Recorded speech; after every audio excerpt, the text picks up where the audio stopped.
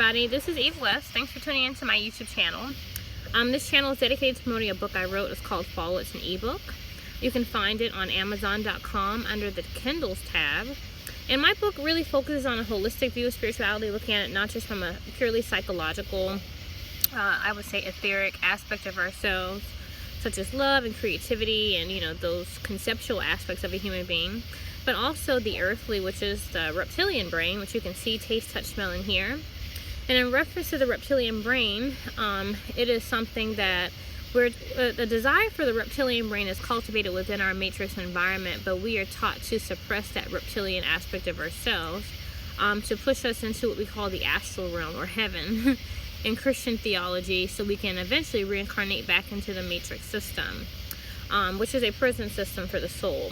So, my book, I just really focus on that, the various constructs that uphold the, I guess you would call it the physical ego, which is the feminine aspect of the soul, and the, the astral self, the masculine astral body, which is like the unconscious mind. So the ego is the conscious mind, the astral is the unconscious mind. And from a celestial point of view, the ego would be the sun, whereas the moon would be the unconscious, the astral body. So, and I also focus on the elite that actually run this hellhole, if you will. It is hell. This is hell. That's why they have us greet each other with hello. And, I focus on them, and I focus on how this particular, how the holistic view of spirituality factors into my life, from a microcosm of my personal life to the macrocosm of the world at large. So that's pretty much what Follow is about. My past few videos have been talking about, gang stalking, because whenever you reach a certain level of knowledge within the matrix environment, you start to vibrate differently. You start to vibe differently. If you were raised Christian, what have you, and all of your friends and family are Christian, but you find out that the Christian religion is based upon Egyptian mythology and Greek mythology, and how a lot of the stories in the Bible are mirrored after, and actually taken from these various different mythologies, and you share that information with people around you, you're going to stick out. I was taught that there's power in the name of Jesus, but when you find out the letter J didn't exist during the time that Jesus would have walked the earth, you really start to see the glitches in the matrix. And so the other people who are programmed to be a part of these religions and drink the Kool-Aid, they're really designed to, in a literal sense, take out your light, to cause you to leave your body, and basically dissociate, because you're put in a perpetual state of fear, knowing that you don't fit in and that you're targeted by, the people that, you love, and you're not able to really conduct business within the matrix environment like you used to when you were vibrating very low in your reptilian brain, just based upon what you could see, taste, touch, smell, and hear. So your third eye open, and so not only do you have superficial sight, but you also have insight. And so really you start to live between two worlds in a way. You have to kind of function, or try your best to function normally, but you're not normal, because you're not like other people per se. And it's funny because when you define normal, you say to yourself, okay, well, what is normal? And really, from my perspective, having woken up, I don't consider things that are considered normal within the matrix to be normal. The Christian religion in of itself, when you look at the etymology of words and so forth, like Christian means unholy. That's really what Christian means. The suffix IAN means variant of or part of. And so to be a Christian is to be a part of Christ, or a variant of Christ. It is not to be a Christ. And so a Christ is, is holy. A Christ is holy. And so Christian religion only focuses on your spiritual, being good and, turning the other cheek and doing all these different things, these conceptual aspects of ourselves. But it doesn't really focus on the earthly. And so, whenever you start to see what is wrong with the world per se, the seeming world, you start to, really accrue a whole lot of fear, because everything that you thought, was nice and wholesome and, was good, now becomes bad. So there really becomes an inversion. And so you really start to see, look at how this reality is based upon an inverted cross, so to speak. So, that's for the most part, what my past couple of videos have been about gang stalking. This video is not going to be too long. I just wanted to shed light on a particular gang stalking situation that I was in. At a restaurant, actually at a restaurant. When you go out places, when I go out places nowadays, I'm purposely targeted. And people treat me differently than what I used to, how I was treated before when I gained a lot of esoteric knowledge. At this particular establishment, this restaurant, I wanted to use the Wi-Fi. So I just went to the receptionist and I just asked what their Wi-Fi password was, because when I saw that they provided Wi-Fi, it just required a password. I said, I'll just request the password. And most places, if you can't automatically connect to their Wi-Fi, they will just give you the password. I've been to coffee shops and stuff like that, or what have you. It was never an issue, a problem. But when I asked the receptionist, what's the Wi-Fi password, she requested from my phone. She asked me to give her my phone. And so I thought this was very strange. I was like, why do you need my phone? And she said I was going to put the password in. And I said, well, why is that?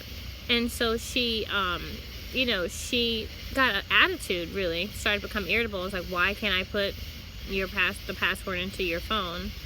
And I explained to her, that normally that's not the procedure. So she reluctantly, it seems, gave it to me.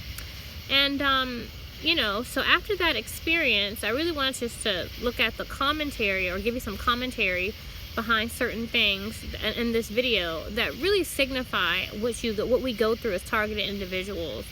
Really, she just didn't want me to have the password. She didn't want me to have it. And so, and not wanting me to have the password, it goes to show that this was particularly targeted towards me. This had nothing to do with anything that I had done. All I simply did was go up and ask the woman for the password, for their Wi-Fi. And so, the fact that she, that she caught an attitude for, something that's normal, right? That would have normally been able to gain access to, functioning from a lower level, or I should say a reptilian brain aspect of myself, really, signifies that, I'm vibrating higher. And there's just no excuse. Really, in this video, there's no excuse for the treatment that I had gotten. And then when she gave me the password, she didn't say she didn't give it to me in a way that I could remember it. One thing about gang stalking is very psychological. And so if I have a password, right, and it's a word, I would just tell you the word. If the password was like, pineal 256 or what have you, I wouldn't spell it out for you, because I would know that, you know how to spell pineal. Or maybe not. Maybe some people don't know how to spell pineal, but like say patron. So the password for this particular Wi-Fi was patron. And so everybody knows what a patron is, right? For the most part. So, it would have made no sense. It would have made sense to say, oh, it's patron 26 whatever. But she starts to spell out what it was. And so people don't really understand it superficially, but from an etheric, conceptual, psychological, metaphysical standpoint, she's playing mind games. These are mind games. And so, when you look at this particular video, it really goes to show, when I start questioning her, that, my questioning is really targeted to have her shapeshift out and to really disclose why she is actually harassing me. Why she's gang stalking me, why she's mistreating me. And that's what you do. When your pineal gland opens, you become super smart. And I don't say this in a very egoic way, because I don't look at my ego like some people look at their ego. Some people say, oh wow, she, this person is, saying that she's so smart and she's wonderful, whatever. No, I was conditioned to be a smart ego. This is just a role that I play. So, you become super smart.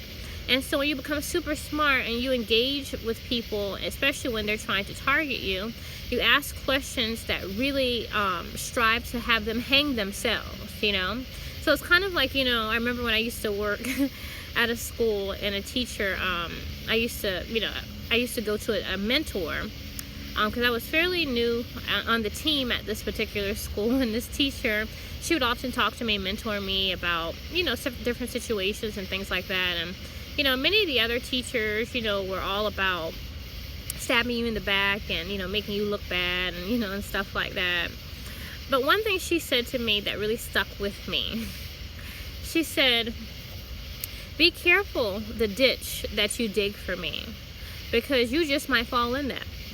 So, you know, the thing is that when your pineal gland opens, you become really smart. You really expose, you shed light, you put light on dark situations. And so, you know, a demon can only live in a dark place. So when you shine the light upon it, you know, and really kind of, you know, unveil what the real intention is behind the situation, you know, people begin to become irritable and upset. And that's an indication that what you're saying, you know, is true, and that you're not crazy. That you're not crazy, and that you're not acting irrationally, what have you. So in the video that follows after this, I will be showing my experience where, you know, I was harassed about gaining a Wi-Fi password at a restaurant.